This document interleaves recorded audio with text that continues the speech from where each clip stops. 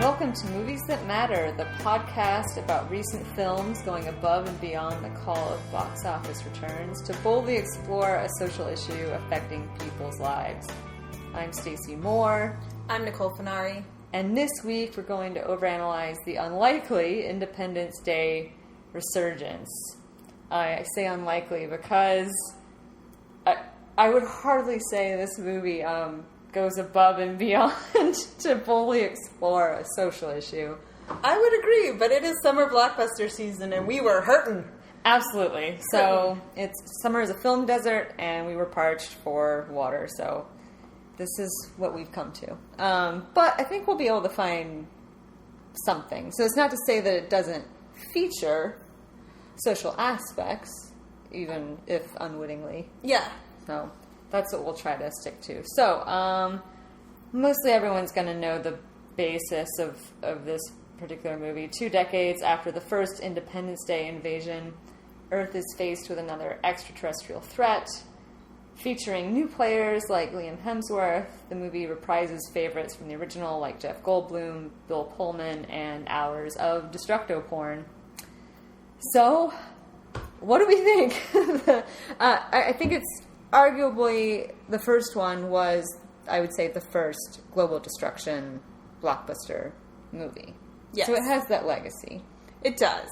And so I think most of what I have to say compares the two movies. So We did a rewatch, listeners, of the original right before seeing this current sequel. So, which was I enjoyed very much. Yeah, going back to watch it again. Yes, I hadn't seen it since I was in the line of cars to get into the movie theater. Wow! On opening day of the first one, so I hadn't seen it since it came out. Wow, you're dedicated. Yeah. Well, I was, I had nothing else to do that night apparently, and no one to go to the movies with because I remember being by myself. So in the line by yourself. Yes, in Excellent. my car. Okay. So, first of all, I guess, do you want to just give your overall impression of... Sure. I wasn't expecting much, I guess. I was expecting to see basically a rehash of the first one with probably some very kind of self-aggrandizing self-references. Mm-hmm. Plus a whole lot more expensive CGI. Yeah. Which is what we saw. I figured, I knew Will Smith wasn't in it, so I was expecting like a short film clip or something, as depicting like the glorious fallen dead Will Smith. Turned out to be a painting in the White House that his son stares up at wistfully. Yes. Stuff like that. It was all kind of what I did not expect was Bill Pullman's character being completely like off base from where we left him. Yes. But I think that was to rehash the Randy Quaid character without having Randy Quaid. Yes. Basically. So I have to give you another like crazy bad person. Exactly. Who comes through in the end to make his kids proud. Yes. A lot of parent death in this. Spoiler alert. A lot of parent death. That was actually probably the more emotionally genuine scenes involved parent death. I thought it was really weird, but in line with the original, that the main characters were witnessing a holocaust of like 40 million people in the span of 3 minutes, and then would make a pee joke. Like, they just were so blasé about the fact that they just witnessed, like, a huge chunk of Earth's population. Yeah. Like, dying before their eyes, and just went, ha, that was crazy, wasn't it? Yeah. But then be, like, completely, Liam Hemsworth's character is, like, years after the fact, still brooding about a training accident that he almost caused. Like, that's really weighing on him, but the death of 40 million people, he just is able to, brush off in a matter of moments. It was just very strange human. The emotional beats of this film were very different than the ones in the first one. So I'll say this briefly. I noticed in the first one that everybody, like, when they lose somebody or they tear up. They're sad. They're sad, but then they're like, bam, like, to work. Like, I'm military, I'm the president, I'm the thing, like, I've got to get back out there and survive. Like, Vivica Fox is like, well, that stunk. I got to get my son to safety. Like, let's go.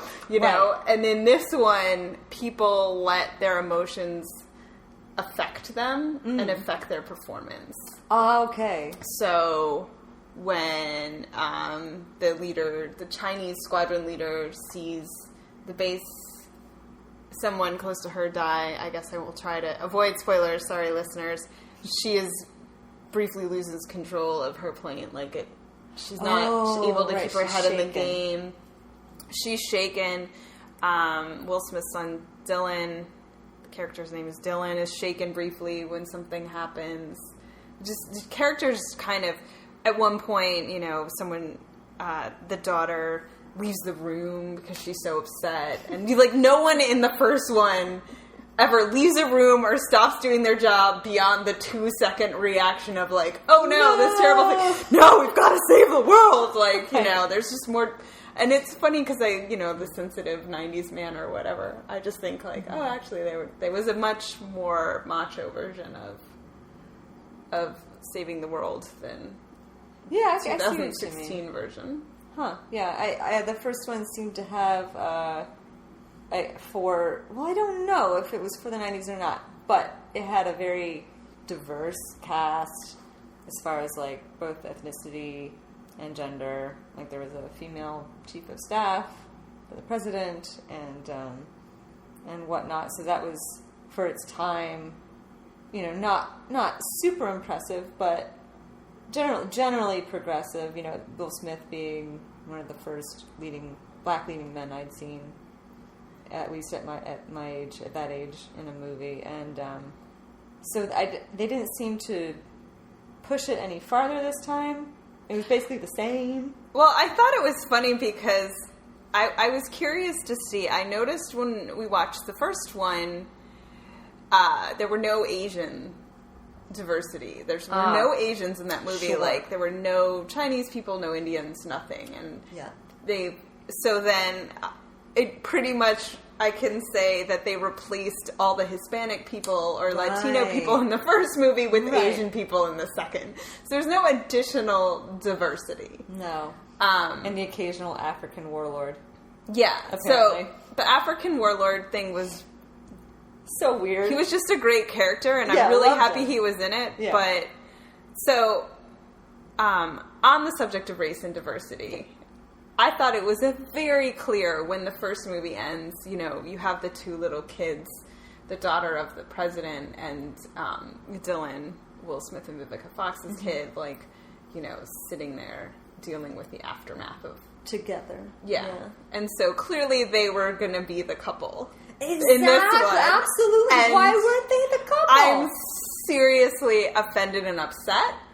It bothered me. That they were not the couple, that they had to find a white person for her to date. Like, I don't want to play the race card all the time, but that's the only reason I can think of that they weren't the couple in this movie. And I found the whole thing very upsetting. Like, the only thing I can figure, because I feel like I've seen enough movies with interracial romances now that should not have been an issue at this point.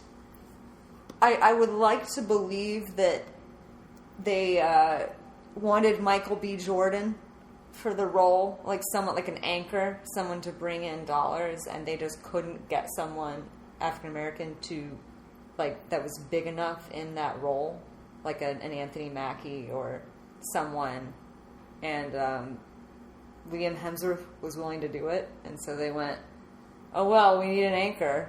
Put him in. That's the only thing I can figure, but it irked me. Yeah. I was like, that's weird. It's just weird. It bothered me a lot. And again, I can't say for sure that it was a race thing, but oftentimes interracial couples feature a minority female. Right? You might be right on There that. is still something about a black man and a white woman. That maybe they're just afraid to go there. Yeah, I think so. Interesting. And I then think it's fair, though. Added to that, the original little girl, Mae Whitman, is still working actress, was the daughter on the TV show Parenthood, but, is heavier and less attractive than the female that they chose to replace her. Basically, a little pixie. Yes, she looks just like Brittany Murphy. She has the same, big eyes and is super skinny. She reminded me so much of Brittany Murphy. It kept distracting me, actually. But, so that part, too, I thought, did they just not even consider the original actress because she just doesn't look ingenue enough? Sure. Probably. Yeah. I like that she was a fighter pilot. I did, too. But she doesn't get to fly much until the end. Well, she kicks some ass at the end, Towards so, the end, right? yeah. But then, okay, so when it's a male president, he gets to save the world. When it's a female president, she gets scared and goes to the bunker, right? Right. There were a lot of weird beats like that in this one that I thought really show how much we have, dare I say, not progressed and maybe even gone backwards. Absolutely.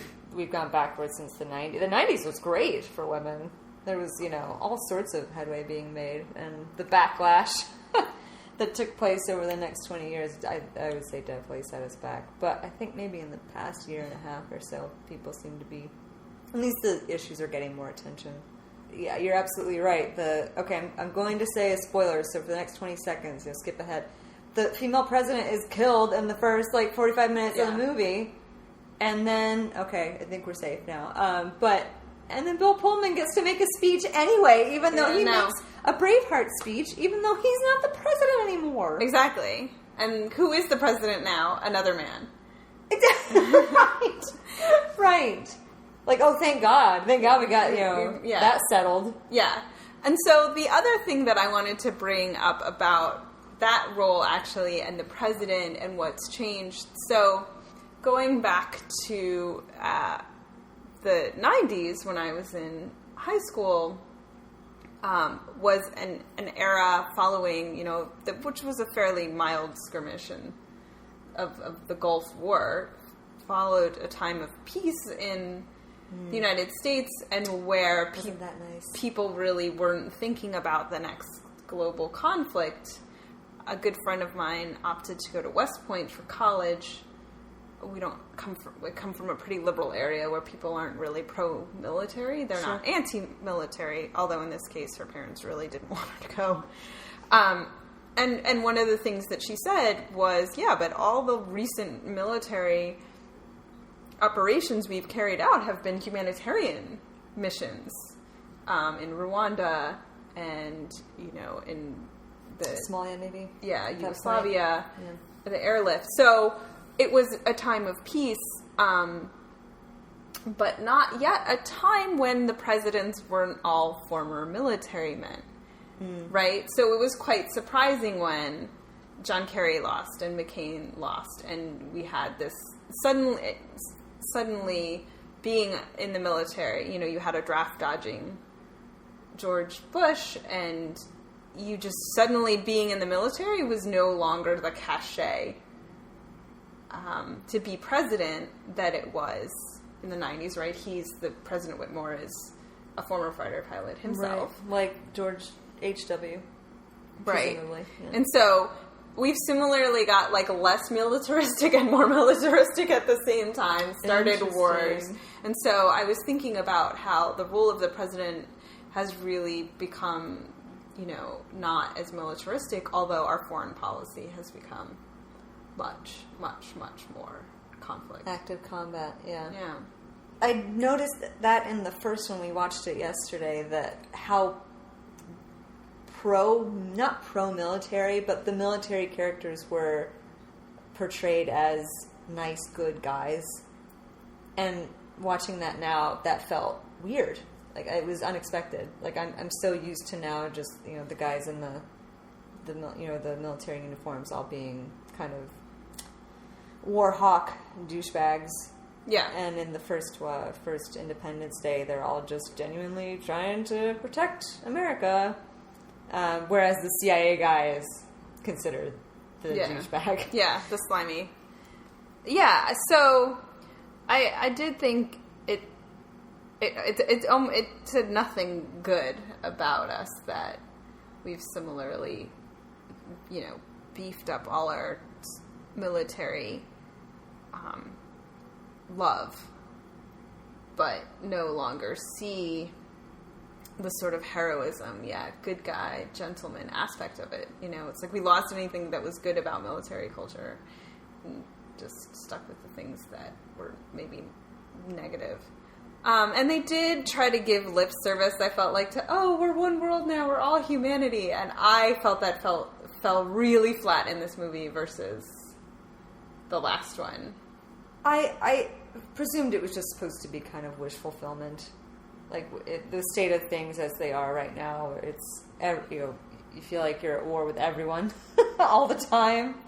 There's just so much conflict going on right now, and even within countries, it seems like different subcultures are warring with others within the same country. It just feels like a not very, peaceful time. It's a time very fraught with conflict of all types, between classes and racial groups and nations. And I presume that's what they were just sort of going for. It was, a fantasy world where, technology has leaped forward and nations all work together in a council, like that council towards when they're trying to decide about a military strike, all the different powers of the nation all come together in a nice little committee meeting and they have a little vote. Yeah, but then I thought, so all that was great, and then, you meet Mbutu, who's this warlord, who tells you that they had to fight the aliens in their country for 10 years. Like, by hand. And like, I was hand-to-hand we combat. were like, what happened to Rah, one world? No one freaking helped out this dude in whatever country in Africa he was in. Right. To, kill off some aliens. Like, he was just left to his own device, He's like, and I was like, we still won't even help anyone in Africa. It was just, that ran directly counter to this whole sense of global government. So... Right. And then I'm going to go ahead and say this because they re-included Brent Spiner. Someone cannot decide if they're the Star Trek vision of the one global government or not. It was just fail as someone who's raised on Star Trek. I'm like, you just didn't get any of this right. You haven't quite figured out. Okay, for someone who has no reference for Star Trek, what does that mean? So in Star Trek, we've advanced enough in history where we have the Federation, which is the government of Earth. Right? Oh, okay. So it doesn't make sense. There are still countries and there are still local governments the same way there. But there's an overseeing. There's an overseeing, body. And so you have this sort of global government, and Got it. It's not like it's a global government, but the Africans aren't in it, and we just leave them on their own. Yeah, right. Yeah, they're not in the big the G10 or whatever. Yeah. Speaking of Brett Spiner, what a great character to bring back from the dead. I thought he was dead. It was pretty clear that he was dead at the beginning of the original film, right? Yeah. Okay, so they just bring him. They're like, just kidding. He was in a coma and he's back because everyone loves this character. And he serves a purpose, and he's really fun. Yeah. So just resurrect him. Who cares? Yeah. It's delightful. Yes. Great. Why not? Other characters. Oh, Charlotte Gainsbourg. Random. What was she doing in this movie? Nothing good, to be frank. She just kind of walked around going, do you know what these symbols mean? Yeah, and, she was useless. I'm Jeff Goldblum's, sexual attention object. And, right. And Yucky love stuff. Right. Which, of the highest order. There was no point to her character or any of their interactions. Only to have him have a love interest in this Exactly. movie. To have everyone couple up at the end. Except for the black dude. He gets nobody. Except for the black dude. And spoiler alert, loses both his parents. Aww. Literally all alone. Oh, no family. All alone in the world. And just kind of at the end, just smiling wistfully and everybody else coupling up. It's isn't this nice for everybody? Good thing I don't have sex with anyone. I know. And then, again, in that moment, I'm thinking, because he should be with the Whitmore daughter. This is ridiculous. Mm-hmm. This movie makes no sense. That's how it was supposed to go. I get really annoyed with, so having said that the movie is generally, I was looking for things to be offended by, and I didn't find much, so I will say that. But I do get really annoyed with the sort of the constant recasting of female characters, female love interests through a franchise, like within a franchise. So whether it's Bond or Jason Bourne or American Treasure or whatever it was that Nicolas Cage was in. Oh, National Treasure. Thank you, National Treasure. Whatever it is, in every genre, if there is a sequel, the male protagonist, remains, and the female protagonist is recast. Right. Just every single time. Right. And so whether it makes sense or not. Oh, The Mummy is another one. It seems like at one point. Rachel Weisz was in there for a couple of them. She was in for a couple, you're right. And then I guess I didn't watch the third, but she's gone. And there's like, I don't know, Penelope Cruz or somebody is in it. And you're just like, I guess, fine. And this was just another example of that, where in the original, the idea of Jeff Goldblum's character reuniting with his estranged wife is a huge plot point, even to the detriment of the film, right? Like it's, yucky love, there's no point to it. But it's a huge deal, and we come back, and she's just gone, and there's no mention of her, like, no mention of, like, oh, so it just didn't work out after all, I couldn't work it out, like, you don't even get, like, the Will Smith poster, nothing, she's just not mentioned, and there's Charlotte Gainsbourg, right, as just, I'm here, and as this random, unexplained love interest, which, I actually did like that line, though, about Jeff Goldblum saying, yeah, we bumped into each other at a couple of conferences, and the pencil neck accountant going, I'll bet you did, har har. I actually laughed at that. And I guess it's Charlotte Gainsbourg, so I was so happy to see her. I couldn't really stay mad. But it's still a little annoying. Again, quit trying to put love stuff into my action films. Yeah, stop it. There's no need for it. Just blow things up. Yeah. Okay, well, I think... Wait, unless you have another point. No, I was going to get to blowing things up. Great, so let's go for it. Absolutely. I was going to say, that is actually far more important to our discussion today and to the movie in general. Destructo porn. Global destruction. Why do we love seeing cosmopolitan centers destroyed? We just enjoy it. I think we enjoy the, like, oh, I've been there aspect of it. Like, totally. We can relate. We get excited to see our own places be decimated. This one only really what did we have? London goes down. I guess Tokyo is literally dropped onto London.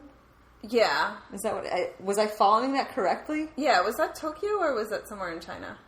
It was. I was trying to figure it out. I couldn't tell. I saw the word Hitachi.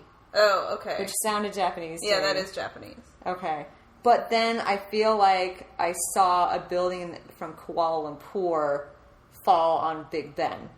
Right. So I didn't know if it was just maybe the entire sort of East Asian seaboard. It was just kind of picked up and thrown onto London. Yeah, so something the first movie, again, did better was the places were actually the places. So there's some weird temporal issues going through Washington, D.C., but they show that block in Chinatown with the church on the corner, and they blow it up, and I was like, I know that is that block. Like, did you see that? Yeah, really? Like, they got it right, and this one, it was just random. I don't feel like that was any Asian city. I could be wrong. I don't know any. There aren't that many that I know, but... Sure. And I loved the gag about the White House being the only building left standing on the East Coast. That was such a great joke to come, from the first movie, where that iconic scene of the White House being obliterated. Right. And for it to be the only building that, the giant mothership just kind of like slows down, grinds to a halt, tips over the flag off the top of the White House. But everything else is pristine. Yeah. I thought it was actually one of the funniest moments in the movie. Yeah. So,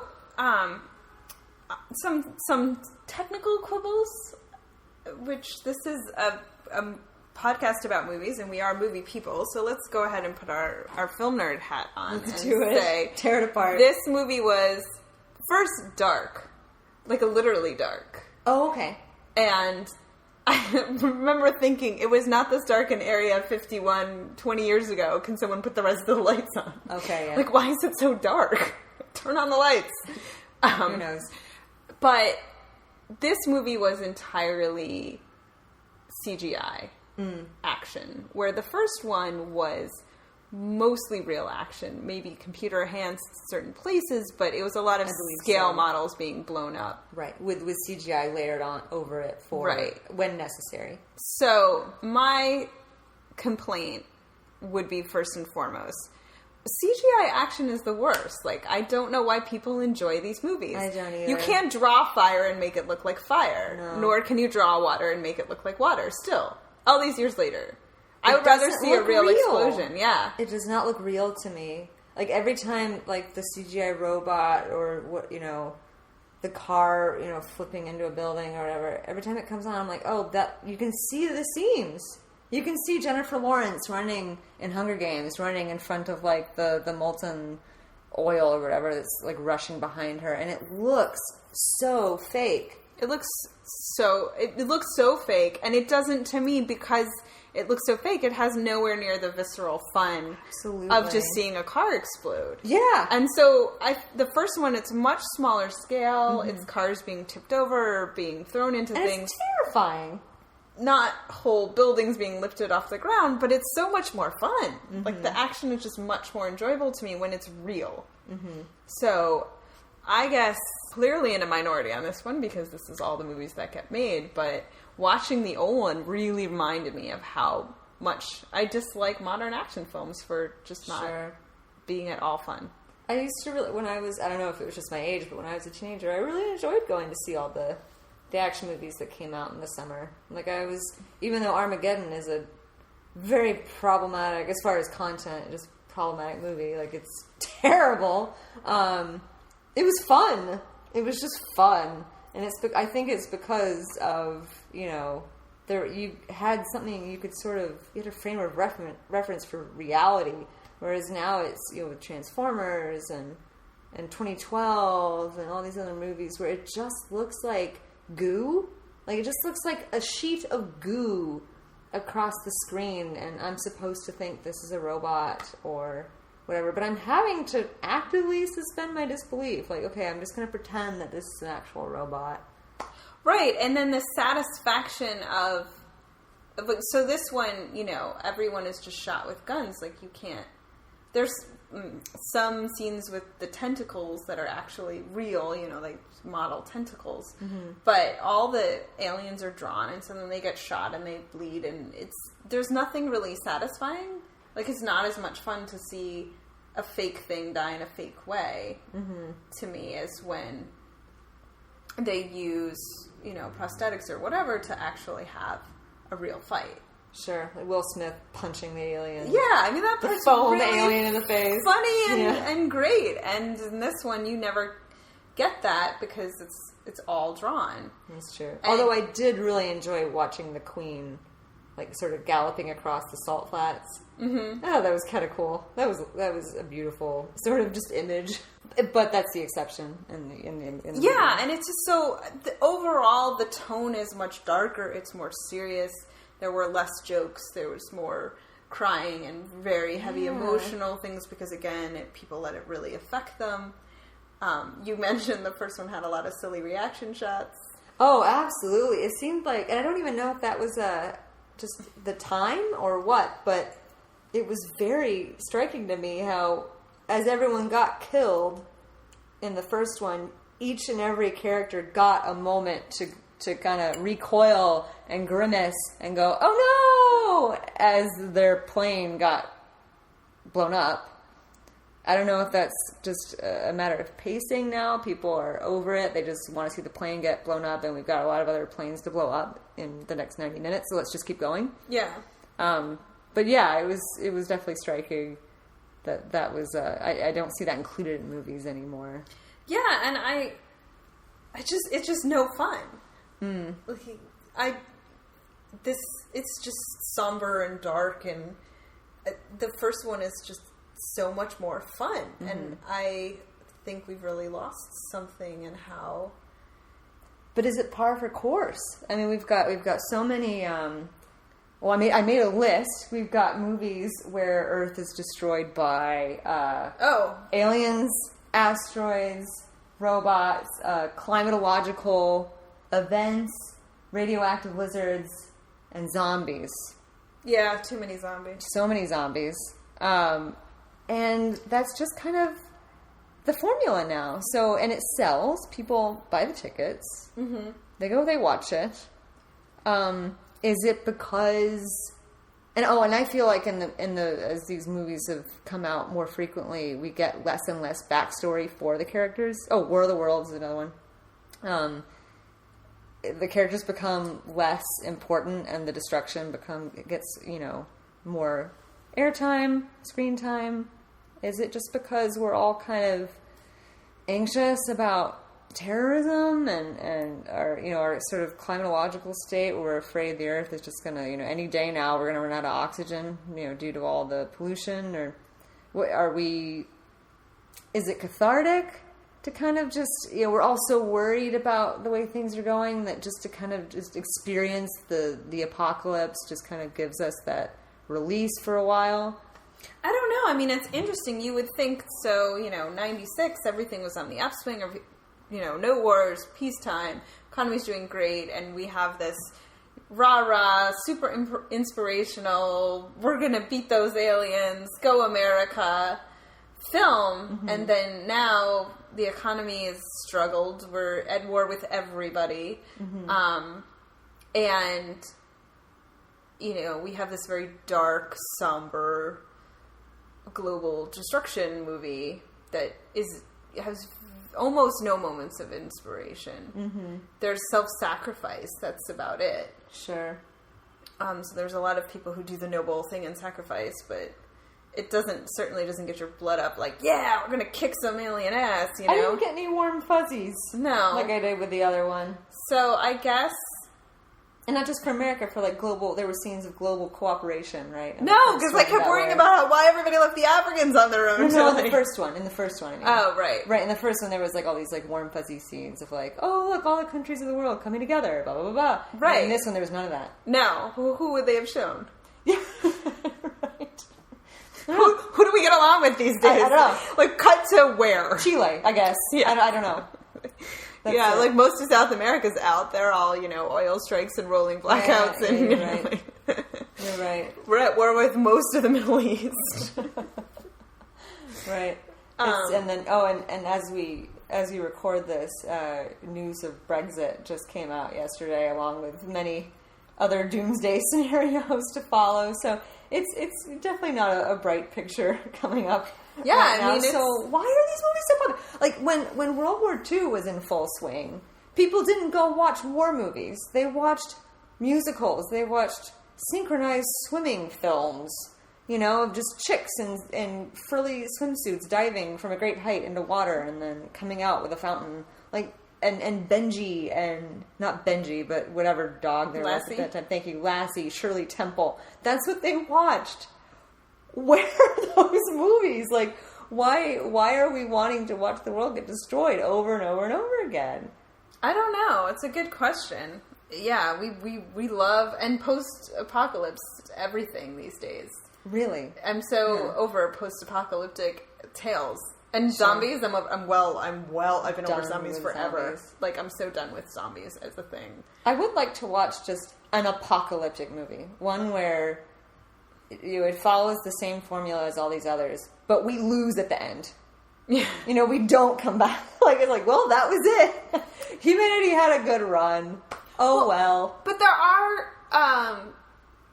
when was this on? It was an HBO show based on a comic book, Jeremiah, which was post-apocalyptic, but it was all about, putting the world back together. Mm. You know what I mean? It wasn't... actively, not just surviving in the chaos. Yeah, it was trying to figure out how to start over.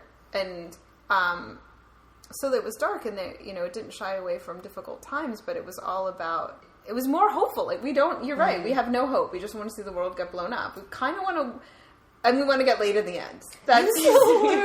That's it. That's all we want. We want the world to, not... We want us to survive so we can get laid in the end. It's not a happy ending if there's no happy ending. Am I right? Am I right? Yeah, I don't know. The one thing that offended me about this film truly was in 2016, alternate universe 2016 Washington, D.C. There are skyscrapers. Oh, yeah, they've gotten rid of the height restriction. I was like, I will not stand for that. I will not stand for the height restriction being revoked. That is blasphemy. It's blasphemy, but it strikes me as so realistic now that you point that out. That's actually true. Once all the things came down, I can see them being like, why have this height restriction? Let's just build a big shit and ruin this town. Yeah, really. I guess, you're right. Public reception to the movie has been pretty across the board consistent. Everyone's disappointed. A couple of good tweets I heard or I read, quote, Independence Day Resurgence made me wish the aliens had won back in 1996. And Vulture said witnessing a real-life alien invasion would be preferable to watching Independence Day Resurgence. So, I mean... Go see it, but no, don't go see it. Know what you're getting into. Go see the original. That's my recommendation this week. Just go back and see the original. Watch the original again. It's so good. And then also, the person I saw it with pointed out that the first one was all about solving problems through human ingenuity. Yes. And this cooperation, right? Yeah, cooperation. Yeah, cooperation, global cooperation, which falls apart pretty much immediately in this movie, right? The council serves no purpose. Sure.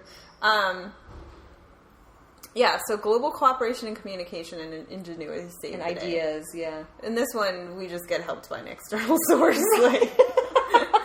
Right. I didn't know how to feel about that. I was like, okay, is this a Deus Ex Machina?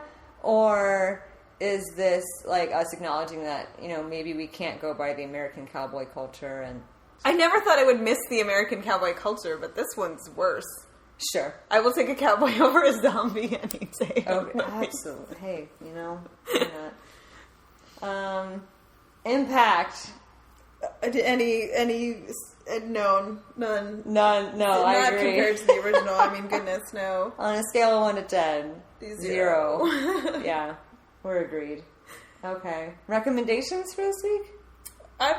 Go back and see the originals would be my recommendation. That's a great recommendation. It's fun. It's silly. It's a good action movie, though. It's a good action Things blow up. It's nice. Yeah. I was, watching it yesterday. My heart was beating. Yeah, it was tense. Yeah, this way I was not tense. No. I think I flinched once, and I can see no point in paying any extra for a 3D ticket either. Oh, sure. I don't feel that. So I'll admit my bias up front. I don't like the medium. It's not actually 3D, so I don't see the point of it. You know what I mean? Build me a holodeck and we'll talk about 3D. Excellent. It's on the way. It's on the way. But beyond that, I don't think it does anything for movies, and I don't see the point in it. But I felt that for this podcast, I should watch it as intended in 3D. Okay. But I wouldn't recommend. So if you're going to see it, buy the cheaper ticket. Yeah, don't pay $30 or whatever it is. I don't know how much it costs anymore. But my recommendation for the week is, I thought of it just earlier. Mm-hmm. This is kind of in the same theme because it has to do with 90s alien shows or movies. The X-Files sequel. Not sequel, but the next X-File installation is coming out soon, right? Mm-hmm. Okay, so way back in the 90s, there was a song by a lady named Bree Sharp. Okay. And that's B-R-E-E Sharp, called David Duchovny. And she basically sings about how in love she is with David Duchovny as he appears on X-Files. Mm-hmm. And it's delightful and funny, but you actually kind of wonder if she is obsessed with this guy. But I just love listening to that song. So for some reason, watching the movie yesterday and today made me think of that song. So try to find that song wherever you can. I'll have to check that out. Oh, speaking of male actors, I thought, before we go, I have to know, Chris or Liam Hemsworth? Which is your Hemsworth? Chris. I prefer blondes. Okay. You? I would go with Liam. I prefer brunettes. It's a good choice. I mean, I wouldn't turn either of them down. And also, Chris has got the, like, stockier build. Mm-hmm. Liam is the leaner type. That's more my physical. Much more manageable. Yeah, I don't like bulky muscles. It's a little much sometimes. It's not for me. No. But either way, they're Australian, so. Yeah, it's obviously a deal breaker. Who's the third Hemsworth? Do we know? There's a third Hemsworth? There's a third Hemsworth, and he's just sort of out there. And he's IMDb. They just call him the other Hemsworth. The other Hemsworth. I don't even know if he's an actor or not. He just kind of is there, kind of floating as the remaining Hemsworth. There's a Luke Hemsworth. That must be him. Oh, he's got to be related. He looks like Chris. Oh, I've never heard of any of these things. They must be Australian. Aw, sad. Yeah. He truly is the poor man's Hemsworth. Yeah. Oh, he's markedly less attractive than the other two. Go ahead and IMDb it, folks. Oh, the sad. Bless his heart. Anyway, there you have it. There's another one. There's another one. Who knew? Oh, well. We hope you enjoyed this episode of Movies That Matter. If you did, please take a second to leave a review on iTunes and recommend it to your friends. You can follow me on Twitter at SnowWhitePitchBlack, spelled phonetically. And remember, movies matter. And so do you. We'll see you next time.